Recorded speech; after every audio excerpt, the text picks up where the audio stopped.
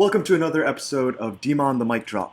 We are well into episode 7. I'm Mike Rao. I'm Dmah. And we are here to continue our attempt at ultimately refining the podcast skill. Thank you so much for sticking with us as we have labored greatly through thick and thin, through broken wrists, and through losing 1,000 pounds, through all sorts of insanity with COVID and presidencies. Welcome back. Daniel, how you doing? Woo, pretty good.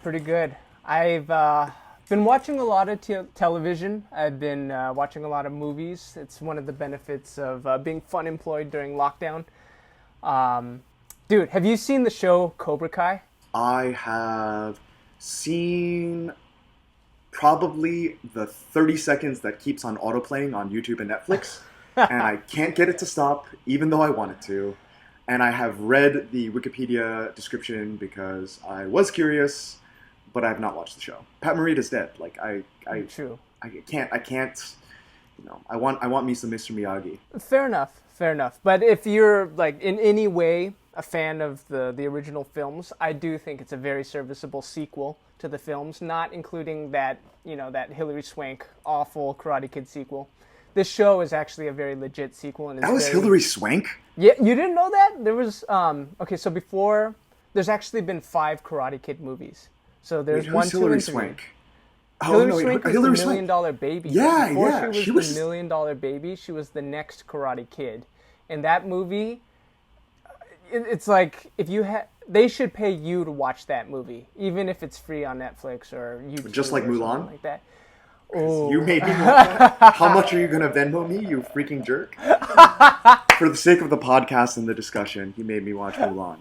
And anyway, Cobra Kai first, and then Okay. Let me say my piece about Cobra opinion. Kai, and then let's get on to business, right? So I was rewatching Cobra Kai. I've actually watched the first season before. And I watched it a while back, and in the interim, the second season came out. So I decided to watch the first season again so that I could be all caught up to watch the second. And, it's weird. It has its moments. It's kind of low budget, kind of corny, and but at the same time, it's got these really redeeming moments that really strike on whatever it is that made the original films great. And it just, like, you find yourself going, like, yeah, even though it's, like, a really corny show. But there's one character in particular who, like, I think, like, the second you watch it, it'll make your blood boil, because that's exactly what it did to me. So, let me just preface it like this. He looks very, very, very uncannily similar to somebody that you and I both know very well, who, is okay, he's Asian. It's the Asian guy in the show. But he looks and acts exactly like your best friend from Up the Hill. Oh, I need a little bit more than that. Oh my gosh. Asian. Okay, well, the actors... Okay, so this is one thing I need to learn to divorce. Like, I need to divorce the actor from the character, Like, especially when an actor is so good that, like, they really, really convince you into thinking that they're really that person that they're portraying on screen. So, like, if someone really makes you hate them in the course of a TV show or a movie, they're doing a really good job. But you Absolutely. forget that, and you just start to hate them. And, well, he's an Asian guy. He's rich, privileged, cool, and... entitled? Entitled, and his real name Selfish? is Joe. Yeah. Joe Cam. Oops. The shot caller just went funny, off. you said Joe, like, just as I realized who it was. What's up, man? Long time no see. Seriously, no, because, like... Long time no see. It's so, like, I'm a grown-ass man. I'm 31 years old, but I'm watching this show about high school kids. And, like, suddenly I'm transported back in time, and I see this guy who is the spitting image. He's not... Okay, maybe he doesn't look that similar, but you watch, and the essence is definitely there. And I'm, like, back in high school again. Skinny jeans? Yeah, well, I mean, the Like, modern-day equivalent. Pretty much. For, like, a package? Yeah, but it's, like, something about the mannerisms, the way he talks, the way he carries himself, the kinds of, like, people he surrounds himself with, and the way he treats people who are supposed to be his friends. I'm like, dude, it's like somebody's looking into our lives. And, like, deriving sitcom gold off of it. It's crazy. Dude, you know what I realized?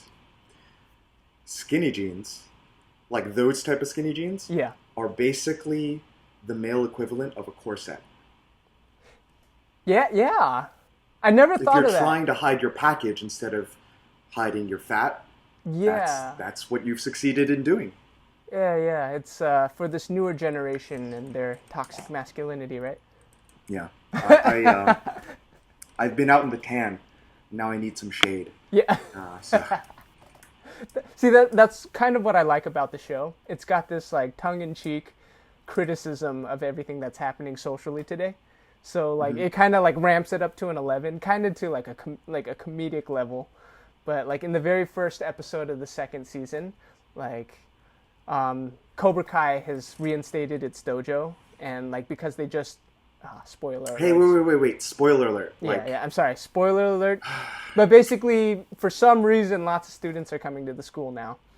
And like they're wearing, there's this one like geeky kid who's trying to learn karate, and his shirt says "The future is feminine," and then it's just like so like bam in your face. Is it a guy? It's a guy. It's so good. I mean, it's corny, but it makes you laugh, you know. I guess so. There's How's the like, action? Is the action abysmal? Okay, yeah, that's always the relevant question. First off, you have to keep in mind that it's Karate Kid. So if you were to go back and watch Ralph Macchio doing the crane kick, you're not watching it for the action, you're watching it for the content of the writing. True. But at the same time, like there's some charm to it, you know, there's like the fact that it's like really, really whitewashed somehow makes it endearing. And the show is kind of like that, but a little more updated. To its credit, they do have choreographers, and they do like actually have. I'm quite sure that they have a pretty legit karate advisor on set, because like you do see it, and like even though these actors are clearly not martial arts actors, and you know they clearly just started learning martial arts for this show, they do give it an honest go. And it's not like cut every second, cut. Like major Hollywood, like mainstream Hollywood film nowadays, it's like cut every, like even between the actions, and it's cut, and you have no idea what's going on. In this show, like you actually see like wide shots and extended exchanges and choreography, like that was actually kind of inspired.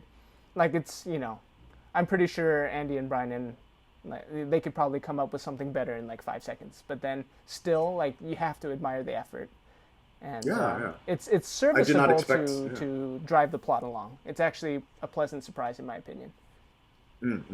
That's good, you know. Like I mean, it's not fair to say Andy and Brian can come up with something better in 5 seconds, because like what stunt coordinator, like I mean, unless you're literally getting Yuen Bao and like, you know, Jackie Chan and I think Tom Nguyen can definitely give them a run for their money. Tom Nguyen knows where it's at, you know. But outside of, I mean, mostly Tom Nguyen. Yeah, it's all, dude. He's the By GOAT. the way, guys, Tom this Nguyen's is an the inside GOAT. joke. Please don't Google Tom Nguyen. You're going to be sorely disappointed. The three brothers are Sammo Hung, Jackie Chan, and Yuen Bao. I almost said Tom Nguyen. Super inside joke. Don't stress it. Yeah. But anyways, let's I stop think inside joking and outside joke a little. Seriously. I think you should watch Cobra Kai just so you can just in case you missed your friend. Like you can see him right here in full glory, dude. Like I'd rather join the Church of Scientology. I'd rather like shave my hand, because my hand is suddenly really hairy. Like I have like generally not hairy hands, but post getting out of the cast, my hand is like surprisingly hairy. Sorry, that's like a really random thing I'd rather do. Okay. I would genuinely rather do that than have a flashback to. Well, what if it was a choice between? Yeah. Well, but what if you had two choices? One was to watch Cobra Kai, or the other was to like, I don't know, use a pair of clippers made in China 35 years ago on your nutsack. On your nutsack to get those little hairs, you know. I mean, I can be really careful. Like, I feel fairly confident that You know, like I would be like I wouldn't go super close. You know, it's like you're not Yeah. telling me I need to use it. Like I don't need to be like a baby's bottom. Personally, I think you run a bigger risk watching Cobra Kai. It's more of a liability to somebody's health. That's what I'm saying. Yeah. So the Clippers don't sound that bad. Exactly. Yeah, it's true. It's true. Yeah. Anyways, in other news, over the weekend I was super stoked for being like I feel like it was my victory. I feel like I was vindicated for Israel Adesanya's victory in the UFC. Like You were vindicated. that's what it feels like. So that last fight, I was so excited. We worked hard, man. We worked hard. I know, dude. I like made weight that day and everything. I was totally pumping him up. I'm like, dude, this guy is amazing. You have to watch him do his work in the octagon. And I had all these people who never watch fighting over at the house. And we watched it, and it was like, nice. It was the biggest snooze fest in the history of MMA. You're talking about versus what's Romero. His face? Yes. Yeah, remember? So we were there. Like Mike was there. He did one of his show about food episodes there, and like I was so excited for Tracy to watch and for like all these other people. And like, that's right. Yeah, remember it was set up by like possibly a fight of the year between Joanna and Jacek and Zhang Weili. So I'm like, dude, but the main event, watch this. And then it got started, and for like 25 minutes, nothing happened. And I was like so embarrassed. And people were like, dude, when are these guys going to get going? And I'm like, he's just late to the show. I don't know. I didn't know what to say. But the thing was, I knew Israel Adesanya had it in him. I knew that wasn't him. And I knew not to jump off that train. But so many people were like jumping off that train en masse. And I'm like, no, you got to watch. He's the guy, dude. He's the guy. And like this past Saturday fighting Paulo Costa, dude, I think he shut everybody up. I was like, oh, it felt so good. It's funny. No lie. I totally remember Zhang Weili and I totally remember Joanna, but I totally deleted the last 25 minutes of that UFC event out of my memory. Yeah, I mean, I can't blame you. It was a snooze fest, but I really do feel like this past weekend made up for that. It was good. It was good. I was watching on a patchy connection, so I don't feel like I got to see the full glory of it, but he looked good. He looked a little bit more aggressive, but not too aggressive. I remember for the Romero fight, I was just screaming for leg kicks. You know, like, he's out of your, like, you don't want to come close the distance. You're waiting to counter. You were totally long enough for leg kicks. And this, it seems like, and now this is where I take credit. You take credit for the vindication. I take credit for the game plan. Like, he heard me through the internet. He heard me through the ESP. Like I was praying to God, and God told Adesanya what I was saying. Yeah. The spirit and he was beating up that leg. Seriously, the spirit was interceding for you with unspeakable groans, and just like flew into Adesanya's legs and right into the thigh of Paulo Costa multiple times. The nine-tail fox. Yeah. Like jumped into his body. You know, after I projected it at him or whatever. You helped him form that Rasengan that nobody saw. Exactly. That's the Boruto's special. Oh, actually, no. Is Boruto invisible or is it small? What? Oh, yeah. I think Boruto, Naruto's son, has a special. I think the word you're looking for is lame. Yes. Accurate. Accurate. But yeah, he looked good. Yeah, a lot of people are kind of giving him crap for he is still on that days after that victory, and he's still going on about it on Instagram. He has such a chip on his shoulder, and he just will not let people live their mistakes down. So crazy. Yeah, but it is getting a little much. I will admit, but it's at least I know he's coming from a genuine place. That kid's got a chip on his shoulder, and he means what he says. And hopefully he'll calm down soon, but at least he means it. Yeah, it definitely seems like he's authentic. It doesn't seem like it's an act, where I feel like with a lot of other athletes, it does seem very contrived, very, very like the Colby Covingtons of the world. I get it. I get why he does it, but the thing he does lose me on is the authenticity point. A lot of people think Jorge Masvidal is super authentic. I don't think he's authentic. I think he's just another character, and I don't disrespect him for not being authentic. Yeah. it's actually one of the reasons why people really like the Diaz brothers, because they're genuinely like that. Yeah. I don't like that. I don't. It's not that I don't like the authenticity. It's just like I don't like their antics. Yeah. But yeah, like Adesanya definitely seems like a real person expressing himself in a very real way. Yeah. That being said, I think he should just put it down because he beat the crap out of that guy. And like, the guy's already dead, dude. Stop kicking him. Yeah. I don't know, man. Like, for me, I genuinely like a slightly more humble fighter. Right. I literally don't think there's any fighter that jumps to mind as somebody who like manifests that. I feel like there are people who ride the line. You know, people who are like confident and a little cocky, but not like over the top with it. People who are respectfully cocky, like Max Holloway. Yeah. I really like.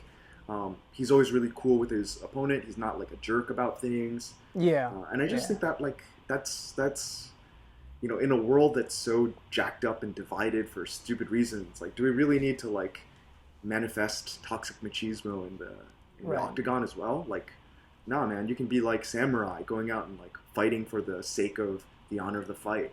And, yeah. Yeah. I mean, like, I give Izzy the genuine points because he really does mean it. But I like how Connor can like talk up a storm of mad shit talk, but like the second the fight's over, he could just like put it to rest and like squash the beef. Yeah.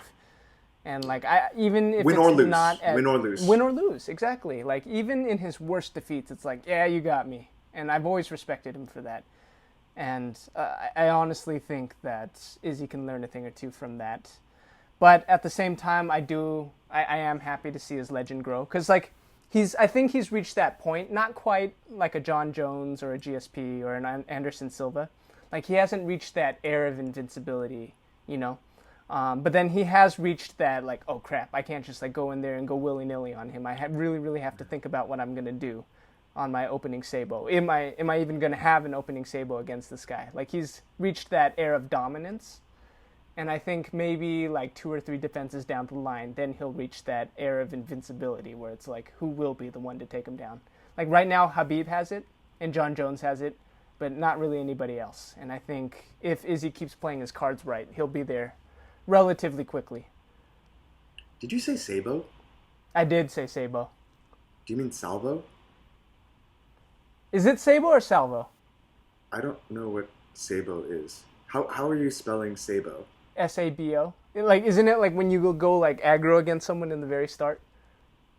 Like the opening salvo? Yeah. Salvo? Like the volley I feel like it's Sabo. So, hey, all right, whoever's like really paying attention at this point, look the word up and write in the comments which one is. It's Salvo or Sabo? Because like I feel like I looked this up. Because I definitely learned the concept from you, but then I felt like I looked it up and I'm like, oh, it's supposed to be this. Anyways, we'll leave it to the audience to settle this. I feel like I was very expressive with my features as you were describing that exchange. Just silent. I know, it's like, we're going to spend the rest of this podcast arguing about which word is correct. Yeah. No, like, here's one thing about Israel Adesanya that I feel like I just started to think about in a little bit more depth. Yeah. As we were discussing it. And it's like, how did he get this chip on his shoulder? And like, yeah, I'm not talking about psychoanalyzing his past and, you know, his upbringing. I'm not talking about that. I'm talking about like the amount of crap that people like him, like that all professional fighters get, that all famous people get in general. The amount of hatred, the amount of antagonism, the amount of jealousy. Yeah. I look at that and I'm not surprised if that is why Israel Adesanya has reacted in this way and has manifested this real, you know, disdain for the world's, so to speak, not world, but you know what I mean. He's like his detractors. I wouldn't be surprised, you know, because like it's not easy to put up with that stuff, and if that's what you have to do to cope with it, like, hey man, more power to you. I wish you would like find a little bit more constructive way, but as long as you're not like actually hurting people, maybe think about how you could be a better role model. But Right. it's what you got to do. You're I don't doubt that what you're doing is pretty lame, or what you're putting up with is like ultra lame, and like, yeah, I mean, you might be doing a way better job than I am. I might flip out and like punch an old man in a bar in Ireland because he's criticizing me. I think honestly he just has to grow into the role. Like you said, this is how he became who he is. He was always that kid who was getting picked on in school, and he was always that guy. He was. Like, that's why he's like this. This is why he wears that chip on his shoulder. It's because I didn't know that. Yeah. He's the person who the jocks pick on for being an anime nerd, and he's the one who goes to like taekwondo to like learn not to get picked on, and he's the one who always pushes 110% in training because he doesn't want to be that guy anymore. And that's so honestly 100% confirmed. Yeah, don't know. I mean, he's been very vocal about it. In every podcast he's in, he's like, yeah, I was that guy. I was like, they called me a lollipop because I was tall and skinny and my head was big, and people just picked on him. And that's what fashion, like, rather than letting that defeat him and pound him down, he used it to light a fire under his butt and become the fighter that he is. And that's why I really, really like the guy, because like that's everybody on Martial Club. Andy was like that growing up. Brian was like that growing up. I was like that growing up, which is why when we were talking about Cobra Kai just now, and like, seeing this Joe Schmo do his antics on screen, it was really getting my blood boiling. And mind you, I had seen the series like twice before, and just like I'd never seen it before, I'm like ready to stand up and start like punching and kicking.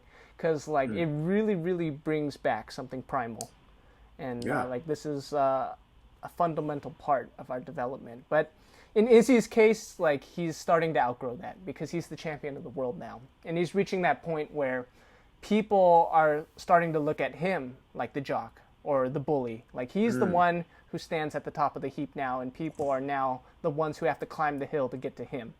And I think he needs to realize that soon, because like now that he's the king of the hill, he needs to adjust accordingly. He has a different set of social responsibilities, in my opinion. I think like if you hold gold in any sport, like it kind of becomes your duty to set an example for other people. With great power. Yeah, with great power, indeed. Yeah, like I had no idea. You've won me. You've completely won me. Like that I had no idea that was his history. I had no idea that was his past. I think a lot of people forget it because he's just been like dominating people for a while now. But like he never forgets where he came from. That's why I like him. But at the same time, I think he should show a little bit of grace now that he's the best, at least in his weight class. I have a challenge for you, Daniel. Sure, what's up? I think Martial Club, or you for Martial Club, should do a video for Israel Adesanya. Dude. And, say, what's up, Izzy? We're big fans. And I bet you Israel's going to be like, what's up? I'm a big fan too. Dude, I would love Izzy if by some strange set of circumstances you ever lay eyes on this video, we would love to have you, and we'll make you look dope, dude. Like you already know how to look dope, but we'll make you like boom, like oh man, it would be such a good promo for your next fight. You heard it here. Israel Adesanya, Martial Club, that would be a video for the ages. Dude, real talk. Like, I literally just listened to an interview with him where he said, after I retire, I'm going to do a production company. I'm going to produce anime. I'm going to produce manga. I'm going to produce, like, it's his dream. It's his dream to be like this. And he, like, resonates with Naruto and all this stuff. For sure, You guys do those videos all the time. Yeah. Like, Yeah. I really think you need to reach out to him, because why the heck not? Maybe not like, like I think if we're banking on him hearing this video, maybe after he's working with us, we can show him this video about how we discovered this idea in the middle of our podcast. But I genuinely think that, especially with like some of your like the Death Note one, like that'll speak to him. For sure. There's a couple that Brian made. I'm sure that'd speak to him. So I haven't heard him talk too much about like Kung Fu or like Ip Man or anything like that. But I mean, I'm sure all that stuff appeals to him. Yeah, no, I'm sure. No, he's actually said in podcasts before, the first thing that caught his mind or his attention was Jackie Chan movies, Ong Bak, Like those were the first things that got The Rock rolling. That's what actually got him to get off his butt and step into a kickboxing gym. But then anime is what really lights the fire, just like it does for Andy and Brian. Like he likes Naruto. And even his moniker, The Last Stylebender, is taken from Avatar, The Last Airbender. Exactly. And like that is only one, degree of separation away from me, because like I'm friends with the guy whose martial arts they based the bending styles on. But anyway, straight up say that. Yeah. All that to say, Israel Adesanya, if you hear this ever, Martial Club has an open invite for you at any time. We will make you look dope. I guarantee it. 100%. So, like they say, 6 degrees of separation between every person on Earth. Everybody who happens to watch this, get the word out there. Israel Adesanya and Martial Club. Let's make it happen. I think we need to take this little clip. This is where we take a little clip and we put this on the Martial Club one, because we've got 3 followers and 2 people are going to watch this video. So like 6 degrees of separation of 2 people, man. 3 people is all it takes to get the attention of the last Stylebender. Let's make it happen, people. You heard it here first. Yeah, you did. You heard it here first. Honestly, dude, I'm like 99.9% convinced we can will this into existence. Dude, if you can make the Snyder Cut a thing, we could totally make this happen. What's a Snyder Cut? You don't know about the Snyder Cut? I don't know what the Snyder Cut is. Okay, so Justice League, you know how it was like highly anticipated and it came out and it was like a pile of hot garbage? I thought it was great. I thought it was like Spielberg's best work. Yeah. Isn't that just like the best Marvel movie ever? No, like... Yeah. It was the best romantic comedy I've ever seen. Right. So when the movie came out and it was hot trash, people started talking about it and they're like, it must be because there was obviously some kind of tomfoolery going on behind the scenes. Zack Snyder started directing the movie and then had to step down halfway through production. And the official story is that there was a death in the family, his daughter, I believe. So he had to like go and tend to his household. And Joss Whedon of Marvel fame actually stepped in to finish the film.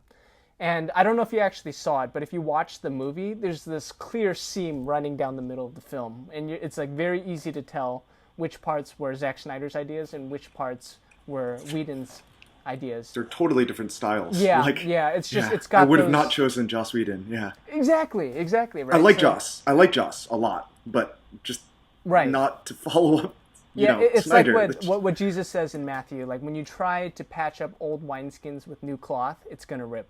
And that's exactly what happened with this movie. And it was just such a train wreck, and like you can tell. And then there was this like deep-seated of there needed to be more from the DC fans. And they're like, rumor has it. And then I don't know who originated it, but rumors started circulating that Zack Snyder actually completed the movie, and that the higher-ups at Warner Brothers saw it, and they're like, oh, no, we can't release this garbage. So they did all kinds of, they killed his daughter? Reshoots, and like Henry Cavill needing to have, like, his mustache CG'd, and, like, them paying $200 million to do that. And... so rumors of the Snyder Cut started coming out. Oh, Zack Snyder actually completed in this movie, and it's going to be way, way, way superior to the original. And like I know it's just buried in a vault somewhere. And the thing is, Jason Momoa's like, yeah, I've seen the Snyder Cut. It's way better. And then like suddenly it lit it on fire, and then all the actors are all like, I can't say for sure, but I know we filmed a lot more than made it in the final cut. And then suddenly the internet was set ablaze, and for years people were like, release the Snyder Cut. It actually became a hashtag.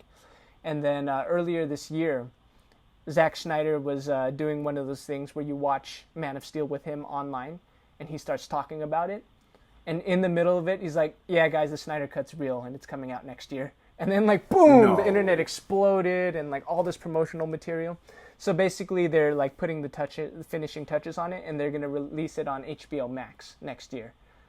Seriously? Wow, yeah. And it's so weird because like this is the one time where fans express so much disdain and will something so hard to be to come into existence that it actually happens. So Deadpool. Yeah. Same thing with Deadpool. Same thing with Deadpool? Oh yeah. Yeah, same thing with Deadpool. Really? They leaked Ryan Reynolds' I mean, you know, the joke is Ryan Reynolds did it. Maybe somebody else leaked it, but they leaked the test footage Yeah. of the freeway scene where he jumps off the freeway. He's listening Right. to like I can't remember exactly which one it was, but Right. like something from the '90s, and he's like cutting people up and shooting people to this like.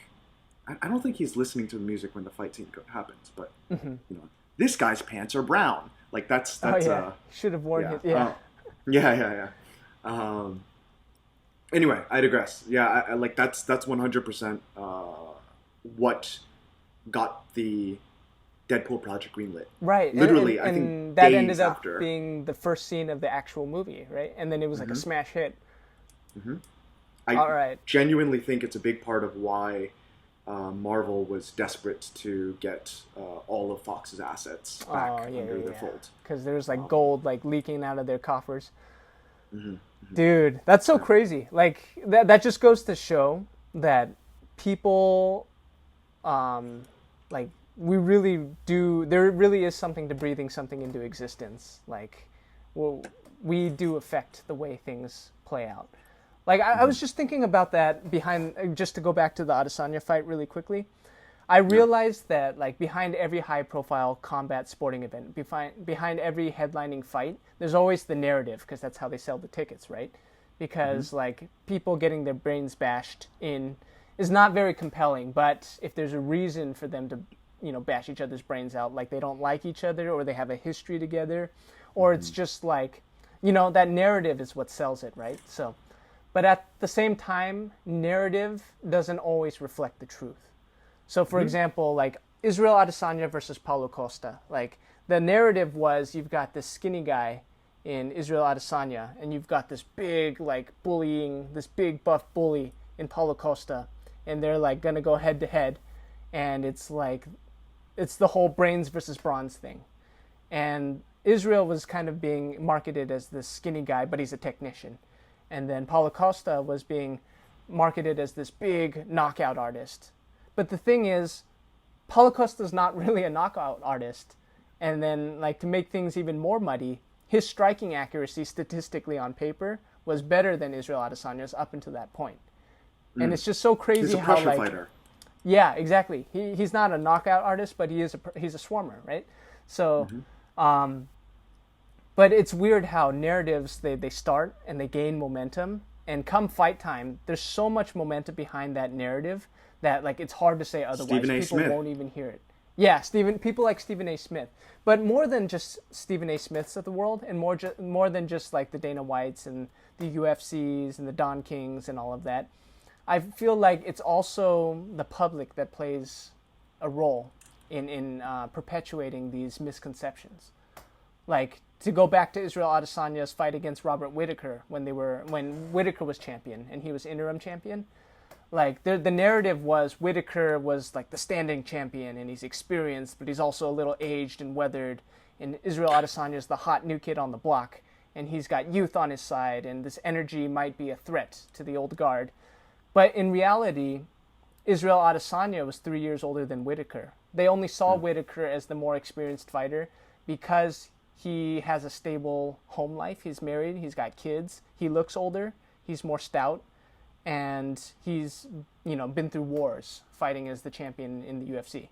So, but like, it's all perception because in truth, Israel Adesanya had like 80 plus fights and was older by a not insignificant margin. But the narrative takes over.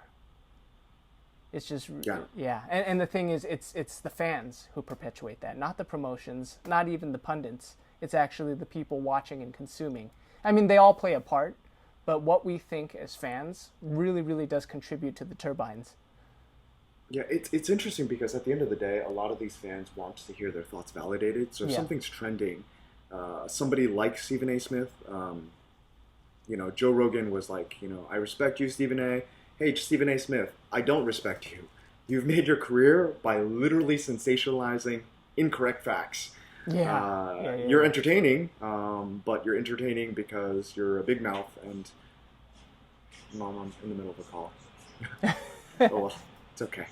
But yeah, you're entertaining because you're a loser and you keep on saying stupid things like that you know about anything. You know anything about MMA, which you don't. So stop perpetuating dumb things.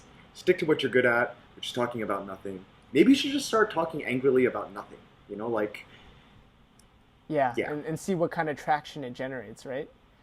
And then it's like the mindless aspect of the population that eats it in, like swallows it and regurgitates it, and then it just gets everywhere. Dude, I was just thinking about Geraldo Rivera the other day, and like media and journalistic integrity, and like the lack of responsibility that the people share. Not necessarily share. Sorry, I'm phrasing it poorly. Like the media is allowed to say whatever it wants to say, and there's no ramifications, and it's really kind of disgusting. So like Geraldo Rivera, when COVID-19 first broke out back in March or February, he goes out on Fox News and he says there's a test that you can conduct at home to test whether you have COVID-19. All you have to do is hold your breath. Hold your breath for 10 seconds. If you can hold your breath for 10 seconds, you don't have COVID-19. He literally said this. He said this on national television. And like, here he is saying something factual, or like claiming it as factual with no scientific evidence, and doing something that ultimately puts many, many, many people at great risk. Because like, what if you have like a terrible cough and you're like, you have all the symptoms of COVID-19, but you can hold your breath for 10 seconds, which I am sure some COVID-19 patients could do. Yeah. If that's the case, that means that those people went back to work because you said that there was nothing to worry about and got other people sick. And I just look at that and it's like, it's absolutely disgusting, and there's like no punishment at all. No like slap on the wrist, no fines, no jail time. And honestly, I literally would be for him paying out the nose and being banned from television for such irresponsible reporting on national news. Yeah. And like it's stuff like that infuriates me with people like Stephen A. Smith. But now we're totally getting away from things. The fact of the matter is, people, go to unbiased news sources, get information, get data from about everything from politicians to fighters to the weather, from people not like Stephen A. Smith, with people with actual degrees and expertise in the facts that they're sharing about. For sure. Anyway. Yeah. Always check for yourself, just like the Bereans did in Acts, right? Like, Amen. Always Amen. check for yourself. Because you'd be surprised how often people like try to put steaming piles of refuse and spoons and have you feed it, have it fed to you. It's like the world has gotten too rude to be skeptical. We just accept everything that we're given, and we don't just accept it; we repeat it. So like, Geraldo Rivera does this thing. He announces, oh, you don't have COVID if you can hold your breath for 10 seconds. And it's like, okay, well, what happens when a guy tells his mom, or a guy tells his grandma, or a grandma, shares with her grandson, oh, I'm okay. Like, I know you want me to go to the hospital, but I definitely don't have COVID-19. Right. I just have a regular old cold, or it's just my allergies because I can hold my breath for 10 seconds. Yeah. So at the end of the day, like, you have to like ask yourself, who is giving you the information you're receiving, and what qualifies them to be speaking about these issues? What qualifies Disney to make a live action version of Mulan? Sorry, that was a really bad segue because I still really want to complain about Mulan. I've been trying to find like a subtle tactical way to insert it, but I was just like, no, man, I'm gonna brute force this. Mulan, man, you made me watch it. I know. I mean, you will never get those 2 hours of your life back. I will never. Like, literally, I started watching it, and within the first 45 seconds, maybe not 45 seconds, definitely the first 5 minutes. I don't know exactly how long it was, but I remember within the first 5 minutes, I was like, I don't like this. I really don't like this. Yeah. And I remember I like got a little distracted, and I missed something, and it was like something that seemed kind of important. I was like, I should rewind. Let's move on. I remember it was like particularly disappointing because there were times where they used wires and potentially CGI in such an excessive and unnecessary and uncompelling way that like I don't know, it just like, ugh. I remember the first scene set me up really, really, really. Okay, spoiler alert. I'm gonna try to avoid talking about the plot details, but if you don't want to hear anything about the movie, you should probably skip ahead 10 minutes. I think I have 10 minutes of complaints in me, so 10 minutes from now, skip ahead. Yeah, like I just remember the scene where she's disobeying her parents, and I'm like, this is exactly how to not endear yourself to an entire population of Asians. You know, as she's like, as her parents are all trying to get her to like stop doing what she's doing. I'm not going to say what she's doing, but you know, like right in the beginning, and they're like, "Oh, come down, stop," and she's just ignoring them, like, "Ha ha ha ha ha," and it's like, dude, this is like exactly like, this is not our values. We'll hit our kids for that. We're Asian, you know? Like, and like they're trying to make it, like they're trying to make her empathetic, and it's like creating the opposite effect in me. Yeah. But holy cow, man! Like you know, here's the thing. As a whole, I genuinely thought it was on the cusp of entertaining. I genuinely do. Okay. I thought that, there's no like snarkiness or sarcasm. Yeah. I genuinely thought that it was like really close to being a movie that I would have sat through and just thoroughly enjoyed. But I just felt like it flubbed the execution in like a wide variety of ways. Right. For whatever reason, I just kept on feeling like offended. Like I they're taking my culture and representing it in such a unattractive way. Like that's kind of how I kept on feeling. You know, it's like, it's not like they're being racist. It's not like they're being insulting to Chinese people. But somehow I just felt really like, ew, like this is the best you could do with this really classic legend of Chinese mythology. I'm disappointed, you know, and I felt like they were representing our cultural sensibilities about certain things in a really unflattering way as well.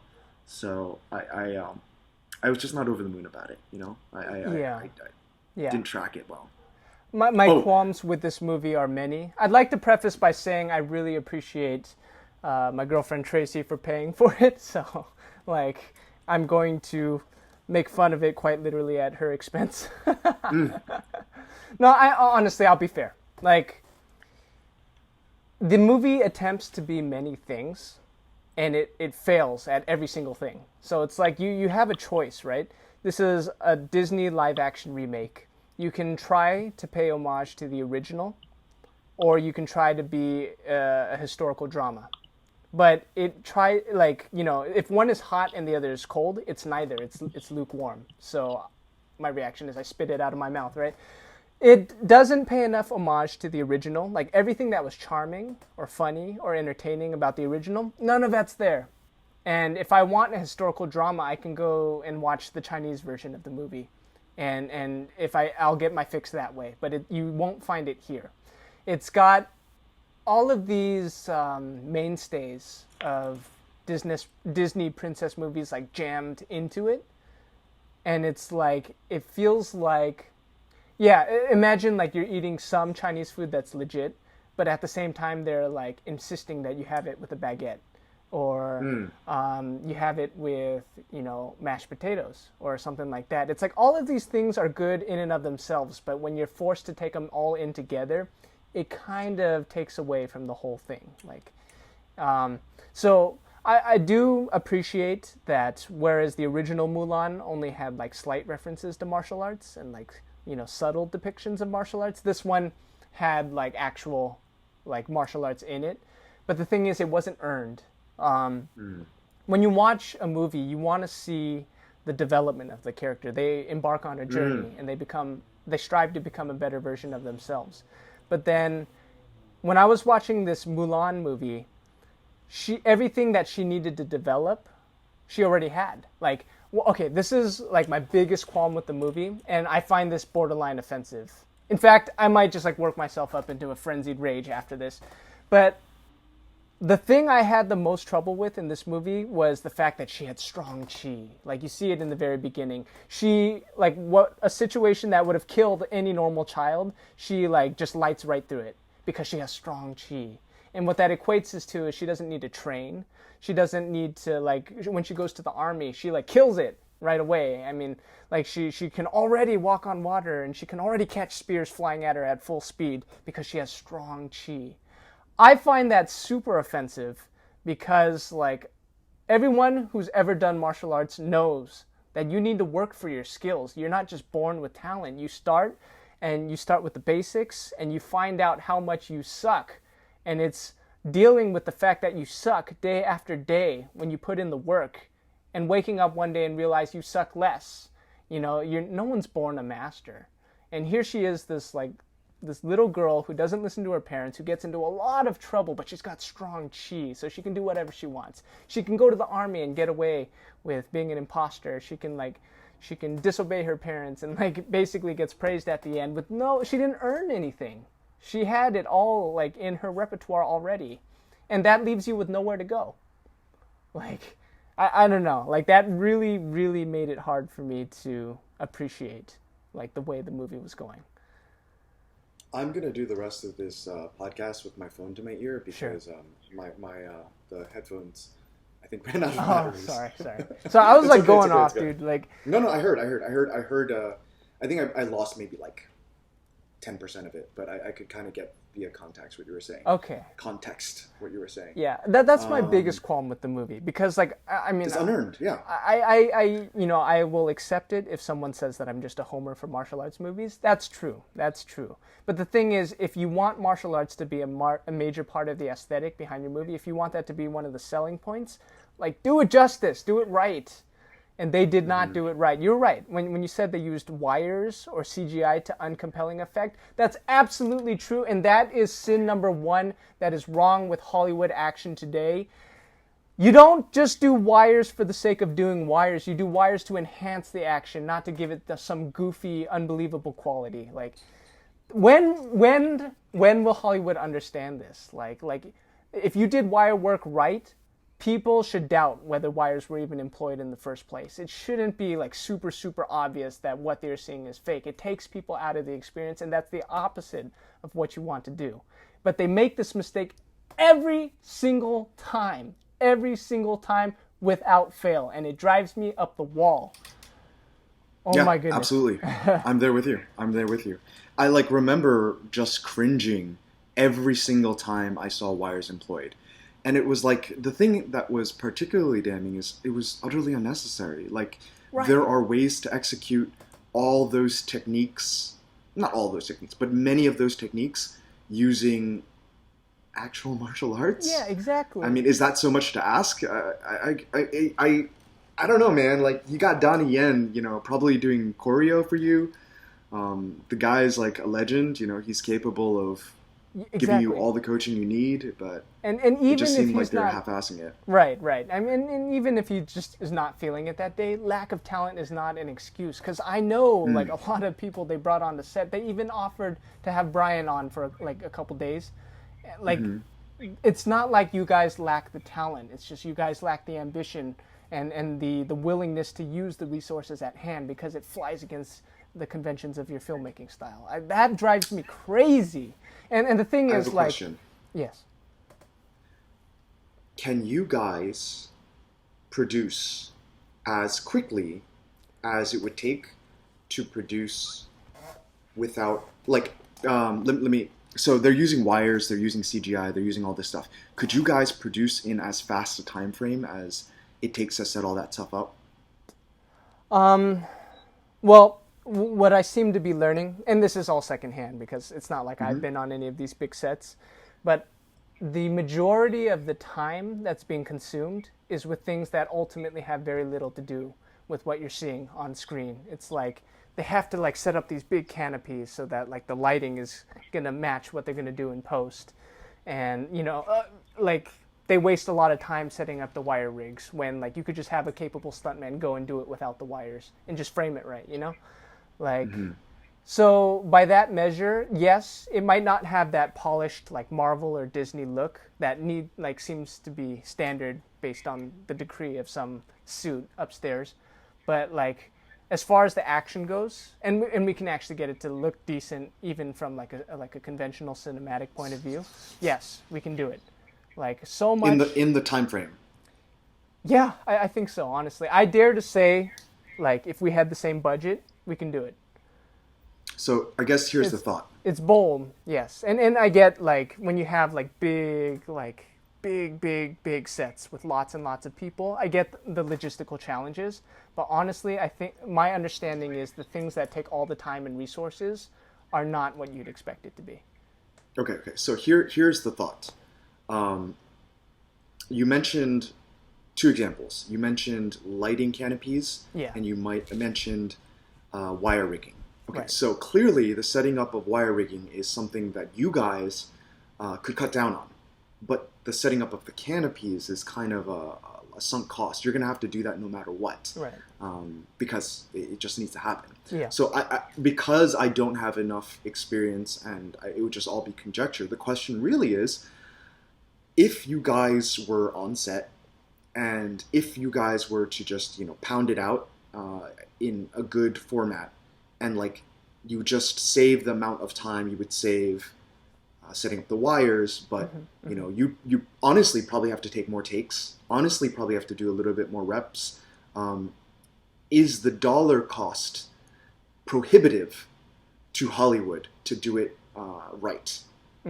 Is the reason why they do it this way because they're controlling more variables? They're like, okay, well, we could spend the time necessary, but like, dude, we worked on this big one with, like, let's say Jackie Chan, just making it up, like, I was on Rush Hour, and Rush Hour, like, we had to do this one set, like, it took us 5 days, and that's, like, $1 bazillion, so let's just simplify and use wiring. Is that a possible impediment to you guys? Or do you feel confident that you could churn out just as fast as they're churning out with all their crappy cheap cuts and all their crappy wire rigging tactics? Basically, filmmaking in Hollywood is very different than filmmaking in Hong Kong, China, because different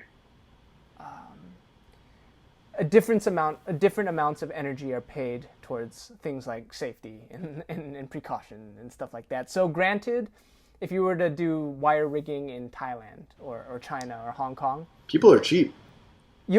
Cheap. You'll get it done faster. Replaceable. But the thing is, you probably you probably take on a little more risk in the process, and there is that risk of getting hurt. I own that for sure. But I do think at a certain point it gets a little impractical in America or in Hollywood. Like, I think redundancies are set in place to protect people, and I appreciate that. But I think at one point it gets to be excessive to the point where it takes away from the quality of the filmmaking process and obviously the final result. Makes sense. Yeah. So to answer your question shortly, yes, we can save the time. We can do it faster, but it's because we're willing to forgo some of the things that are highly prioritized in Hollywood. Understood.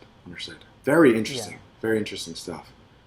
It's fascinating because at the end of the day, like, I desperately desire the wake-up call for Hollywood to smell the coffee and see, like, they don't need to half-ass action. They can just, like, they can have their cake and eat it too. It just requires, like, you guys, like, I'm sure you could shout out a couple other people, like Joseph from Team Red. He's freaking awesome. Yeah.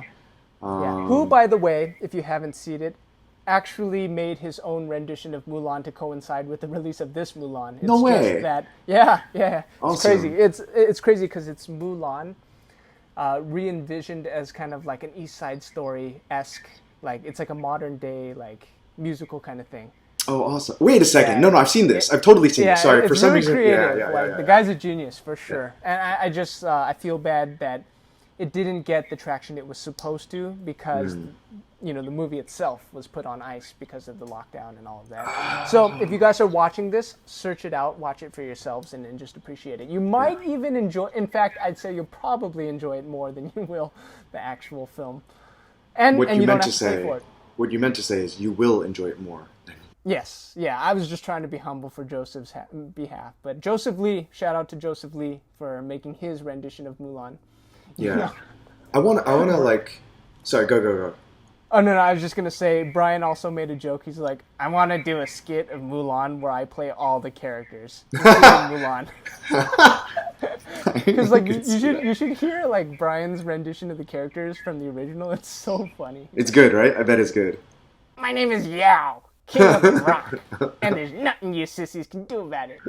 I'm Kimpo. Oh my god, I can see him doing it. It's so funny, dude. And I bet he's like, the expressions. Yeah. Oh gosh, you gotta get out that. of respect to Joseph, maybe when Joseph's available, he can help us make that so that it's not, it's not, I forget the word, but taking away from the glory of his own movie. Yeah. Hey, I want to talk about a couple of things related to Mulan that I thought were good, because I don't want to just spend the entire time criticizing. Yeah, and also smash fest just now.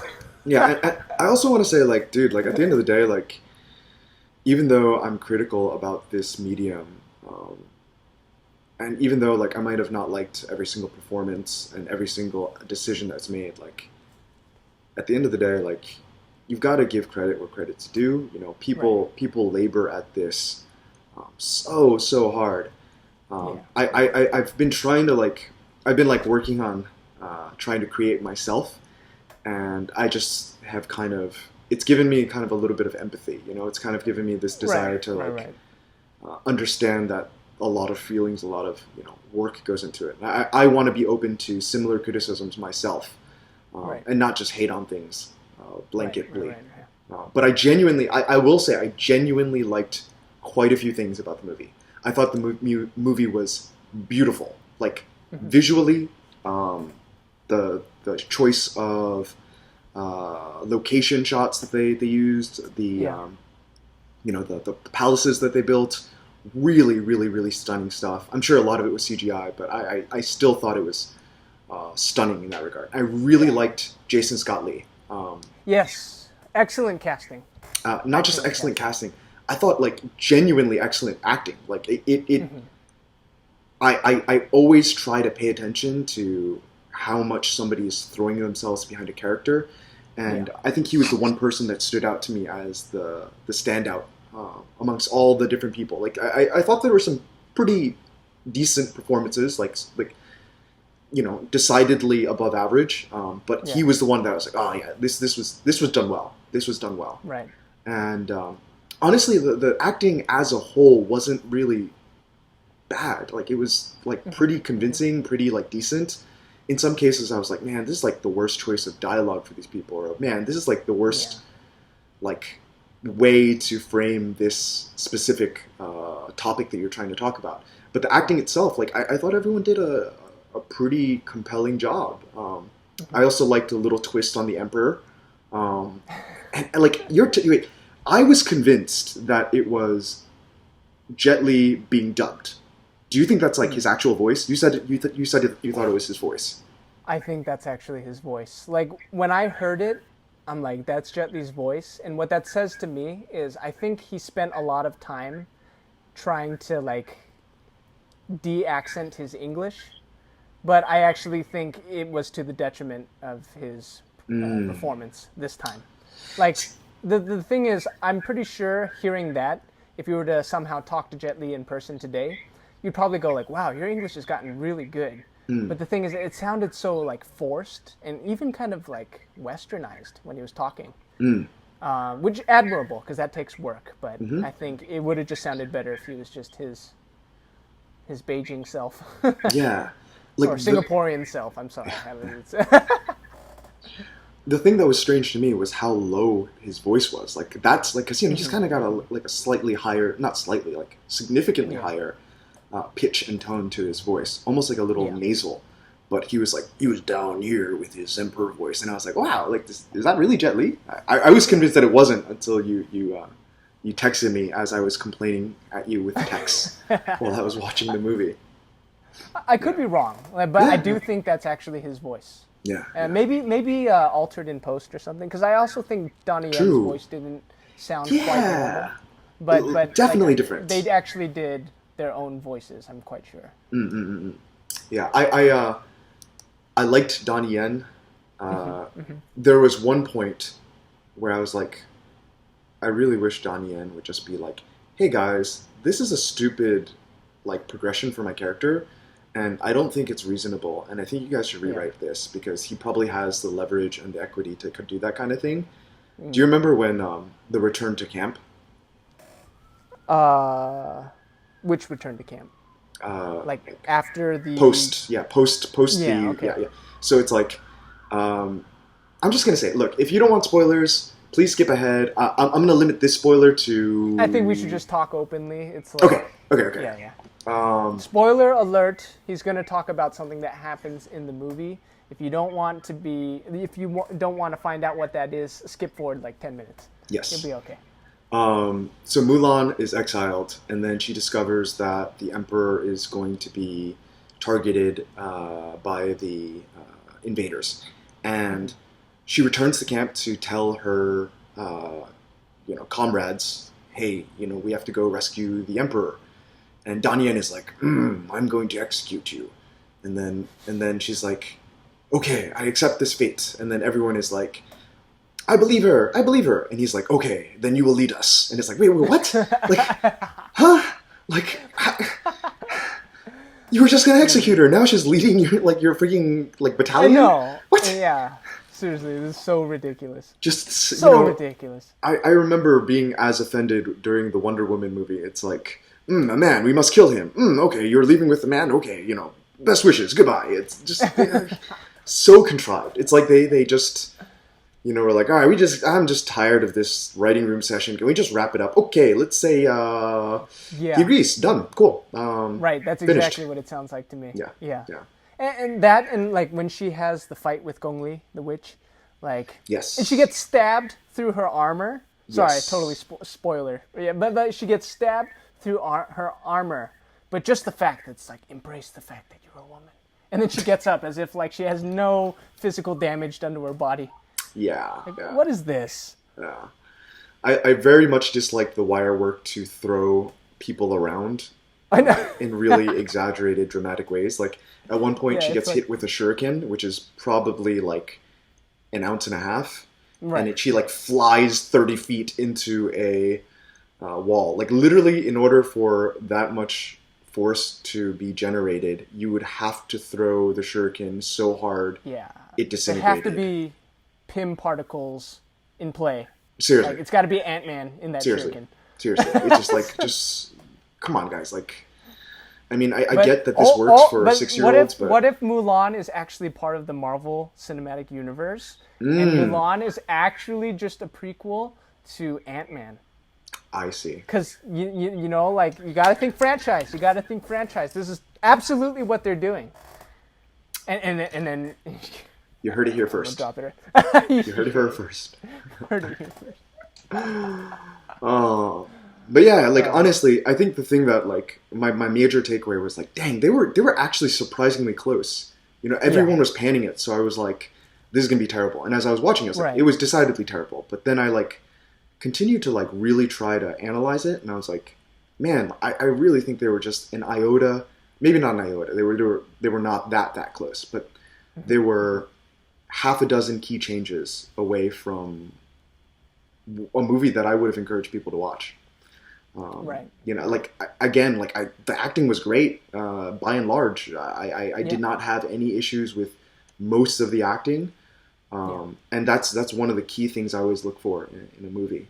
How compelling is the acting? But anyway. And all those people who usually, like, who are usually outraged by casting non-Chinese actors. Like, you had your ensemble cast of Chinese actors all over the place, hodgepodge for sure. But at least these are real Chinese people. And in some cases, like, the cameos were worth it. I appreciated that. I love that Cheng Pei was the matchmaker. Yeah. And that, Jet Li, the Emperor, Donnie Yen, the commander. Like, it's good stuff, Like... There was a scene by I forget what the actress's name is, but she was on Agents of Shield. Oh, Ming-Na Wen. Yeah. Yes, she, yes. tiny little scene, and I was like, wait, is That was that literally the only scene she's in? And oh wow, good It for is, her. and that was a very good catch, and that was Yeah. her. That was Yeah. definitely her. The original Mulan makes a cameo at the very end. Original Mulan. That's oh wow. Yeah, I didn't she's even the put that original Mulan. I did not Yeah. put that together. Yeah. But yeah, like at the end of the day, definitely a miss. But Unfortunately. it's honestly like kind of a movie that I think I would enjoy sitting with my friends yelling at, because it wasn't so unpleasurable that it was torturous. Like Interstellar to me was torturous. But I mean, well, it started out okay, but then it got extremely torturous, like completely unwatchable afterward. Yeah. But this wasn't torturous. It was frustrating because it missed the mark. Also, one random thing, it totally was like it didn't. I did not super enjoy that everyone had different accents. Like I appreciate that they cast a wide net and got a bunch of people, but it was like for some reason it was very jarring. You know, like I have an American accent, I have a Australian accent, I have a Chinese accent, and they're all like talking like anyway. I think that's just what you're gonna get for all those people who are like diehard Asian representation. That's what you're gonna get because like there are not enough of us, right? And we all come from different places. Mm-hmm. But yeah, like that's me nitpicking. You know, like it's super minor. I kind of liked, but I also kind of didn't like how they would be speaking Chinese in the background. You know, like like it was a weird effect. It's like it almost was like I so wanted to like that, but it didn't land for me. Right. It's like if you're gonna do that, go all the way, make the whole thing in Chinese. Exactly. That's actually, I think I would have much preferred that, to be completely honest. Right. But, all right, I think we've spent enough time on Mulan and MMA. For sure. So. Is there anything else you wanted to cover? We did talk about a lot, and I think we actually had some really good points. Yeah, I feel like we've got like awesome things to talk about, but we should save that for next time. Yeah. Right, guys? Absolutely. You're going to watch next time, right? I'm staring at my camera, willing you to watch. Please come back. How else is he going to see this video? Indeed. And I bet you are well on your way to liking and subscribing right now because I have faith in you and I trust you. And you wouldn't disappoint me. You wouldn't disappoint Daniel. Right? Look at that face. Yeah, look at Daniel pours his... Dude, yeah. Daniel pours his heart into this. Like, he lost 15 pounds for you guys. He's literally doing it for you guys. Please don't disappoint us. Like, subscribe, share with your friends. Thank you so much for tuning in to another episode of Dmah and the Mic Drop. It was funny, like Daniel totally named this and I was like, but now I've like totally grown fond of it. I think when you first named it I was like, oh, this is so dad humor, cringe, puntastic, but I'm pretty fond of it now. So well done, Daniel Ma, for naming our podcast.